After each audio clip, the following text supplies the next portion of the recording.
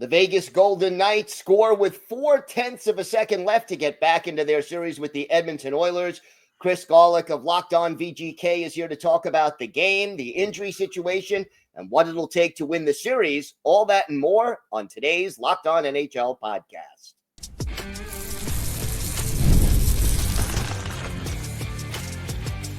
You're Locked On NHL, your daily podcast on the National Hockey League. Part of the Locked On Podcast Network, your team every day. Gil Martin here. Welcome, everybody, to the Monday edition of the Locked On NHL podcast. We're part of the Locked On Podcast Network, your team every day. I want to thank everyone who makes Locked On NHL your first listen every day. Don't forget to subscribe on YouTube or wherever you listen to podcasts so you never miss an episode. This episode is brought to you by Monarch Money. Take control of your finances with Monarch Money. Use code LOCKEDONNHL at monarchmoney.com for 50% off your first year. It's great to welcome back the co-host of Locked On VGK, Chris Gawlik. And Chris, it couldn't get too much more dramatic than Saturday's win against the Edmonton Oilers. Dramatic's a word. There's a lot of words to use. Dramatic will work, though. Talking to my son about it, his words are he experienced emotions he's never felt watching hockey games before. I thought that was kind of a cool way to put it because if the Golden Knights go down 3-0, this thing is toast. Let's be honest with ourselves here. And the game was trending the wrong way, of course, after that lucky goal. I mean, McDavid put the puck in the right place. Good on him to do so.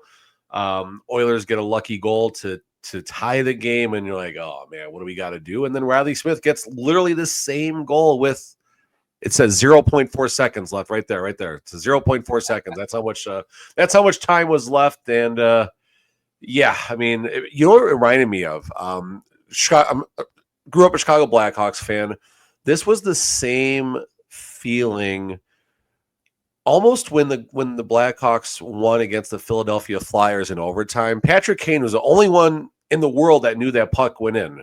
Yeah. And it was the same kind of weird feeling like, what? Okay, wait, we won, we didn't win. Well, what's going on here? And so, yeah, wow. What does this do emotionally for Vegas and for Edmonton in this series? I mean, Coach Cassidy is big on saying momentum does not carry game to game. I think he's full of a word I probably shouldn't say right now when he says that, because the Golden Knights do have all the momentum in the world. They slayed the Dragon for a game. This series is one goal away from being a 2-1 Golden Knights lead. Thursday's game goes to overtime. That game plays out how it did. And now all of a sudden you're looking at how close the Golden Knights were to being up in this series. Now you're looking at, well, if this might have gone right in game one, all of a sudden the Golden Knights are up 3-0. I mean, this is why a 7-game series is just the perfect playoff system in all of sports, because you're never really out of it. A team never really is safe either with the lead. And obviously it goes to one of the teams gets 4 games, and every game matters and they get exponentially more importance. Same question for Edmonton. Was it due to their momentum? I don't know. I mean, I think McDavid has dealt with all sorts of emotions as an NHL elite superstar.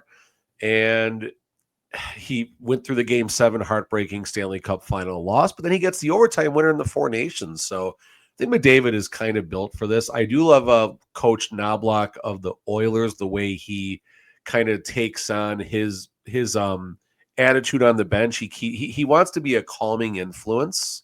You don't see him get too high or too low. He doesn't bark at the refs too hard. He's not like Coach Cassidy, who's out there saying all sorts of things to the refs and the players behind the bench. So be curious to see what the Oilers' adjustments are in the locker room and, of course, on the ice coming back for Game 4 on Monday night. Talk to me about the injury situation right now. Vegas loses its captain in the first period, but that's certainly not the only injury this team is dealing with right now. Do you have any updates? Yeah, so Braden McNabb, good God, we thought he was done for at least a game or two, if not the series or even the season. Terrible no call, but that's the call's behind us. Who cares about that at this point? But rough situation. He goes into the boards, doesn't look good coming up, does not even participate in the day of game skate before the game. So that's when, okay, McNabb's out, great, okay. And, you look at the lines and everything, and then all of a sudden Braden McNabb is out there for warm-ups. Okay, fine. Maybe he just got, let's see if he actually takes the line rushes. Dude takes the line rushes. He's a Warrior, so it seems like he dodged a major injury, but I can't say he's 100%. Alex Pietrangelo missed a game due to illness already in the series and has not looked like himself for a while. Pavel Dorofeev was injured for a few games of the Wild series in the first 2 games of this series. He was, I think, ineffective in this game. We'll be polite. And, of course, Mark Stone is the most important one of all. Well, Braden McNabb is important, but Mark Stone is the key takeaway from injuries in this game.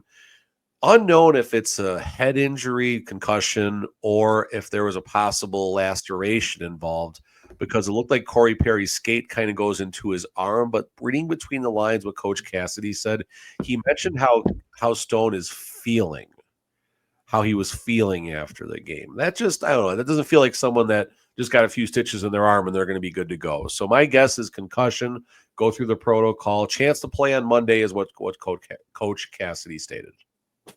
How big would his absence be for this team? I mean, a lot of people are going to say, well, the Golden Knights won without him, so they can do it again. And okay, fine. If you would have asked me the question before the series started, let's just go all the way to the worst case scenario. If Mark Stone is going to miss the final 4.5 games of the series, would the Golden Knights advance? And I would say no. I would say not a chance. I mean, it's like it's not like losing McDavid, but it's like losing, a very important player. It's like losing Matt Barzal. There you go. He's got to bring an Islanders reference to the table with you. It's like losing a very important player. And Mark Stone's the captain. He's the emotional leader on the ice, off the ice, in the locker room. I can spend the entire 9.5 minutes talking about why Stone is important to this team.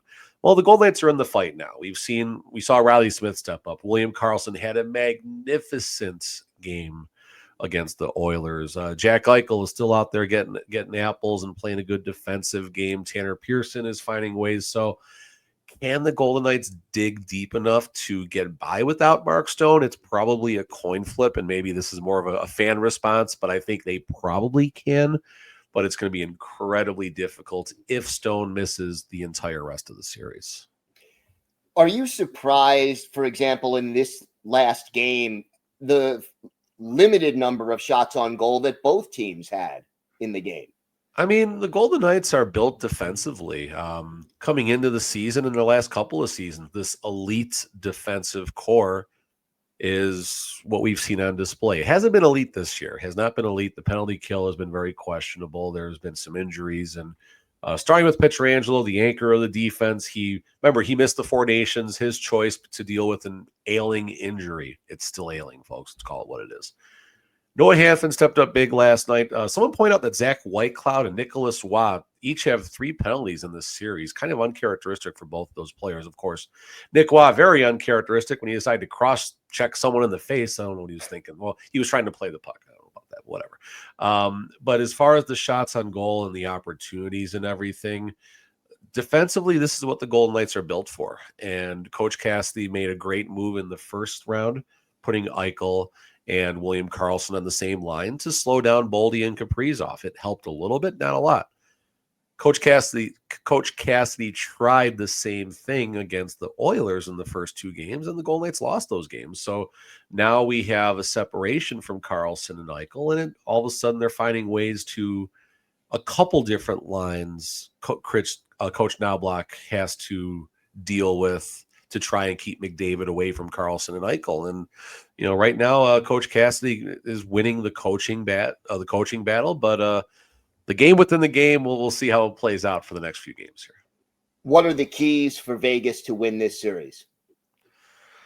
Adin Hill. I'm going to start with Adin Hill. He made the one more save. We hear coaches reference this so often. One more save. We wish we'd had one more save. The other goalie did.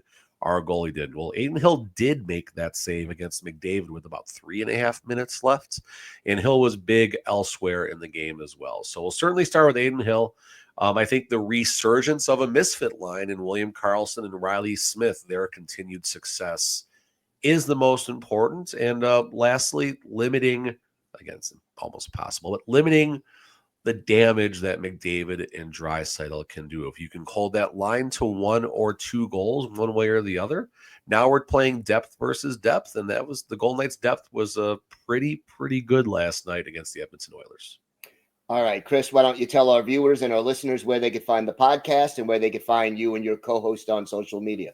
Yep, we are Locked On VGK. We record 5 days a week, Monday through Friday, YouTube, and anywhere you catch your podcast. We do have the Chris and Chris show every Saturday. That's me and my son doing a YouTube-only exclusive show. It's a lot of fun. Make sure you check us out. And also a huge shout out to all the Oilers fans who have been interacting with the podcast. We do appreciate all the visiting fans, and nothing but love to all the Golden Knight fans and all the Oilers fans checking us out right now. All right, Chris, thanks so much. Thank you. Today's episode is brought to you by Monarch Money. Ever check your bank account and wonder, where did all my money go? Between dining out, online shopping, and entertainment, it's easy to lose track. But that's where Monarch Money comes in, your personal CFO, giving you full visibility and control over your finances. Monarch Money isn't just a budgeting app. It's a complete financial command center. You can track all your accounts, investments, and spending in one place, so you stop just managing your money and start building wealth. When I started using Monarch, I realized just how much I was spending on food delivery. Now I budget smarter and save more. Instead of juggling multiple apps, you can use Monarch to check your finances, track spending, and even plan long-term goals. Take control of your finances with Monarch Money. Use code LOCKEDONNHL at monarchmoney.com for 50% off your first year. That's monarchmoney.com, code LOCKEDONNHL for half off your first year.